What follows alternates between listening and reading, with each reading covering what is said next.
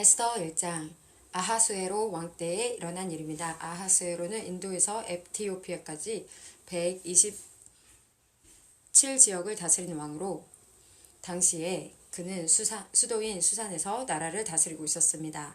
왕이 된 지 3년째 되는 해에 귀족들과 신하들을 위해 잔치를 베풀어 페르시아와 메데 지방의 군대 지휘관들과 각 지방의 귀족들과 총독들을 모두 초대했습니다.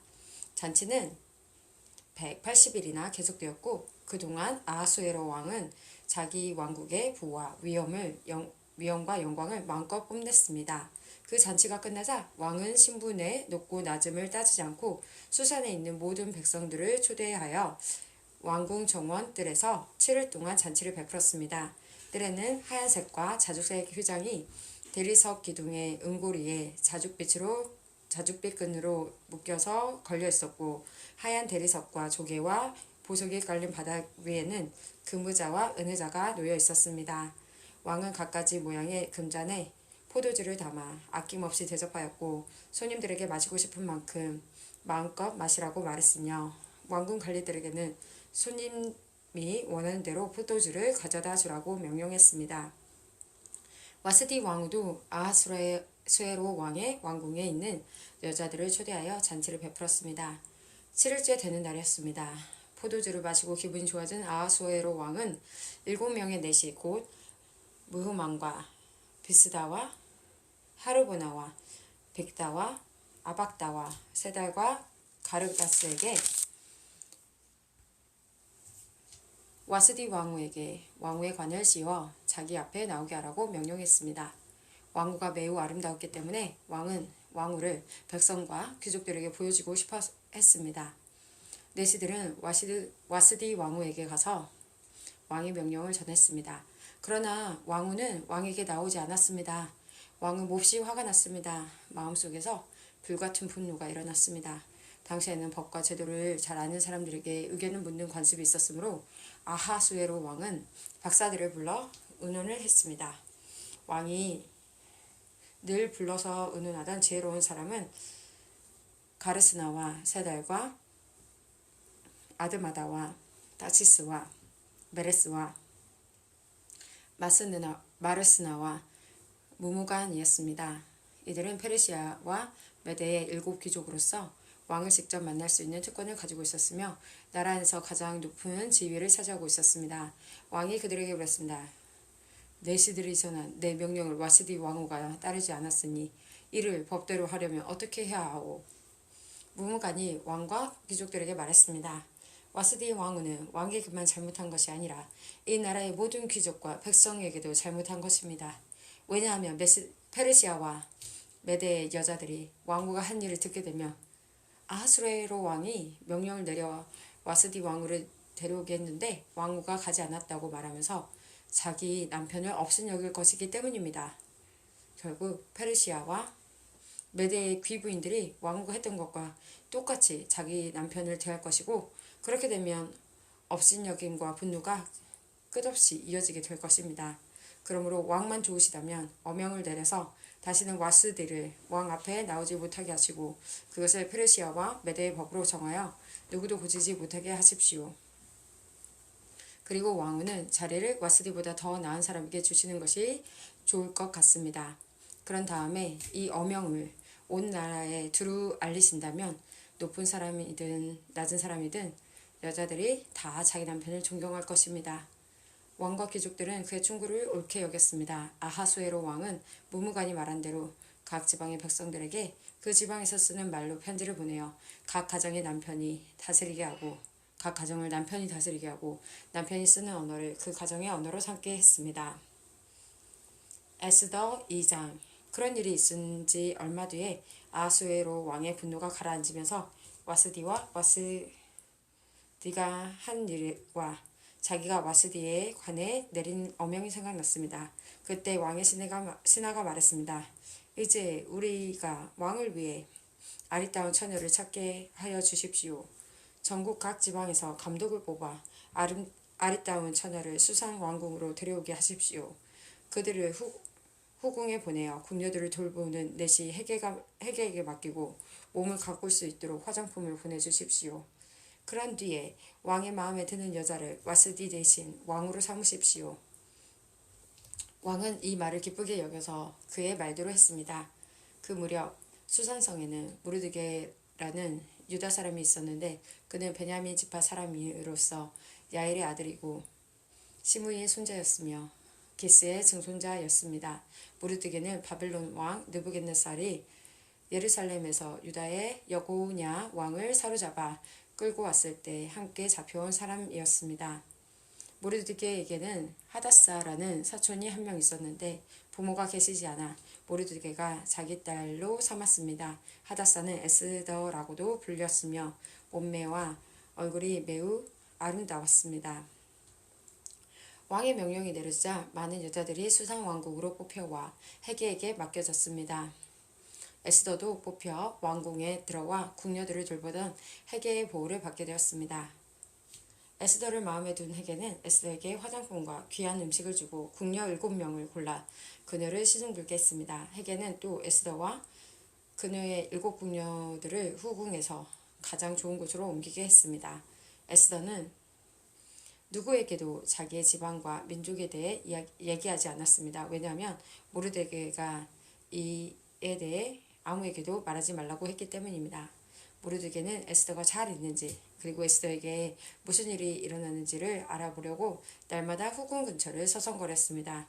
처녀들은 아하수에로 왕 앞에 차례대로 나아가기 전에 12달 동안 몸을 가꿔야 했습니다. 6달 동안은 기름과 물약으로 그리고 나머지 6달 동안은 향수와 화장품으로 몸을 치장했습니다. 처녀가 왕에게 나아갈 때는 원하는 것을 다 주었으며 그것을 후궁에서 왕궁으로 가져갈 수 있게 하였습니다. 처녀는 저녁이 되면 왕궁으로 들어갔다가 다음날 아침이 되면 다른 후궁으로 돌아와서 궁녀들을 돌보는 사스가스라는 내시의 보호를 받게 되어 있었습니다. 그리고 왕의 마음에 들지 않아 다시 이름이 불리지 않는 처녀는 결코 왕에게 나아가지 못했습니다. 드디어 아비하일의 딸이며 모르드게의 사촌이면서 모르드게가 자기 딸로 삼은 에스더가 왕에게 나아갈 차례가 되었습니다. 에스더는 궁녀를 돌보는 내시인 헤게가 말한 꼭 필요한 장식 말고는 아무것도 요구하지 않았으나 누가 보아도 아래닦기 그지없었습니다. 에스더가 왕궁으로 들어가 왕 앞에 나간 때는 아하스웨로가 왕이 된 지 7년째 되는 해의 10째 달 곧 데벳월이었습니다. 왕은 모든 처녀들 가운데서도 에스더를 가장 좋아했습니다. 드디어 아하수에로 왕은 에스더의 머리에 왕관을 씌워주고 와스디를 대신해서 에스더를 왕으로 삼았습니다. 왕은 에스더를 위해서 큰 잔치를 베풀고 귀족들과 신하들을 모두 초대했습니다. 그리고 전국에 휴일을 선포하고 사람들에게 푸짐한 선물을 나누어 주었습니다. 처녀들을 두 번째로 불러 모았을 때 모르드게는 왕궁 문에 앉아 있었습니다. 그때까지도 에스더는 모르드게의 지시대로 누구에게도 자기의 지방과 민족에 대해 말하지 않았습니다. 그녀는 모르드게 밑에서 자랄 때와 마찬가지로 그의 말을 잘 들었습니다. 모르드게가 왕궁 문에 앉아 있을 때 문을 지키는 왕의 두 신하인 빅단과 데레스가 원한을 품고 아하수에로 왕을 죽일 음모를 꾸미는 것을 듣게 되었습니다. 이 음모를 듣게 된 모르드게가 에스더 왕후에게 이 사실을 알려주자 에스더는 모르드게가 알려주었다고 하면서 그 사실을 왕에게 말했습니다. 사실을 조사한 후에 음모가 밝혀지자 그들은 나무에 달려 죽임을 당했습니다. 그리고 이 모든 사실은 왕이 보는 앞에서 왕궁 일지에 적혔습니다. 에스더 3장. 이 일이 있은 후에 아하수에로 왕은 아각사랑 하무다다의 아들 하만을 눕혀 귀족들 가운데서도 가장 높은 자리에 앉혔습니다. 왕의 명령에 따라 왕궁의 모두 신하들은 하만 앞에서 무릎을 꿇고 절을 했습니다. 그러나 모르드게는 절을 하지도 않았으며 무릎을 꿇지도 않았습니다. 그러자 왕궁 문에 있던 왕의 신하들이 모르드게에게 물었습니다. 어찌하여 당신은 왕의 명령에 따르지 않는 거요? 날마다 모르드게에게 충고를 해도 듣지 않자 그들은 그 사실을 하만에게 알렸습니다.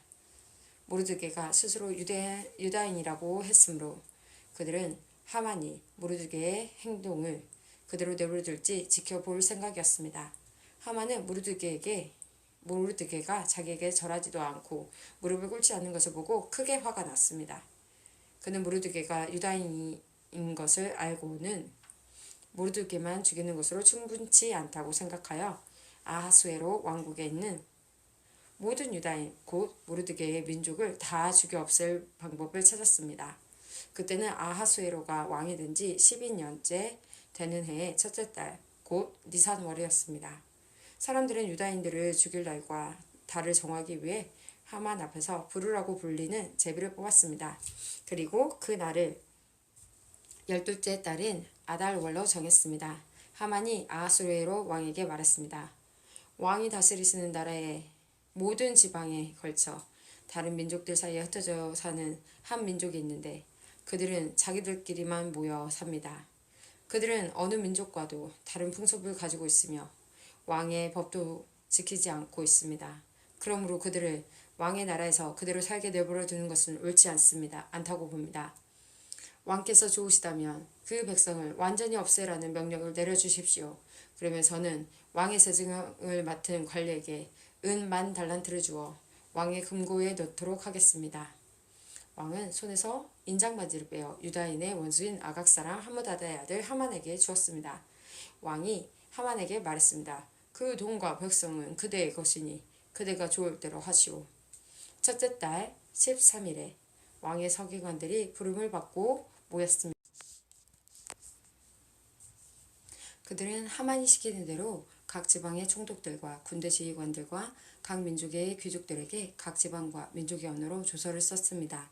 그들은 조서를 아하수에로 왕의 이름으로 적어서 왕의 인장 반지로 봉인한 뒤 사신들을 시켜 전국에 조서를 보냈습니다. 조서의 내용은 12째 달인 아달월 13일에 유다인을 젊은이, 늙은이, 여자, 어린이 할 것 없이 다 죽여 없애버리고 그들의 재산을 다 빼앗으라는 것이었습니다. 각 지방에서는 이 조서를 베껴 법률로 선포하고 모든 백성에게 알려 그날을 준비하게 했습니다. 왕의 명령이 내려지자 사신들은 서둘러 길을 떠나고 수산성에서도 조서가 선포되었습니다. 왕과 하만이 자리에 앉아 술을 마실 동안 수산성은 어지러움과 혼란에 빠져 있었습니다.